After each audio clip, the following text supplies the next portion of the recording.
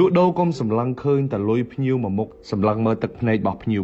លក់ដាច់បានលុយភ្ញៀវសប្បាយចិត្តអានឹងគេហៅថាទ្រព្យតិចតិចហើយតែបើលក់ហើយបានលុយភ្ញៀវនៅទឹកភ្នែកបានលុយមកក៏ដេកអត់លក់ដែរអានឹងគេហៅថាទ្រព្យក្តៅកាហាយលុយគេលុយយើងតោងគិតបន្តិចមើលបើគ្រាន់តែចូលទីផ្សារដើម្បីទៅបំផ្លាញគេដើម្បីលក់ផលិតផលមួយអន់ឲ្យគេហើយយើងធ្វើបាននៅលើទឹកភ្នែករបស់គេហើយយើងគិតមើលថាយើងជាមនុស្សអាត្មានិយមប៉ុណ្ណាបើអ្នកមានគំនិតបែបនេះសូមគិតឡើងវិញបើអ្នកគ្មានសមត្ថភាពរកផលិតផលល្អមួយមកជួយគាត់ទេសូមកុំចង់បានលុយគាត់អីសូមកុំយកផលិតផលអន់ទៅបញ្ចុះបញ្ចូលឲ្យគាត់ទិញដើម្បីចង់បានលុយពីពួកឈប់ទៅអាណិតប្រជាជនយើងលក់ដូរស៊ូប្រាប់ភ្ញៀវថាគ្មានក៏មិនលក់ផលិតផលខូចគុណភាពឲ្យភ្ញៀវដែររកស៊ីស្មោះត្រង់វាចំណេញតក់តិច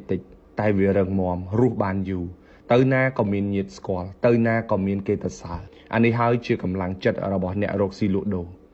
ទទួលស្គាល់ថាការលក់ដូរស្មោះត្រង់វាចំណេញតិចហើយវាយឺតមែនតើតែទៅចាំថារបរអីក៏ដោយ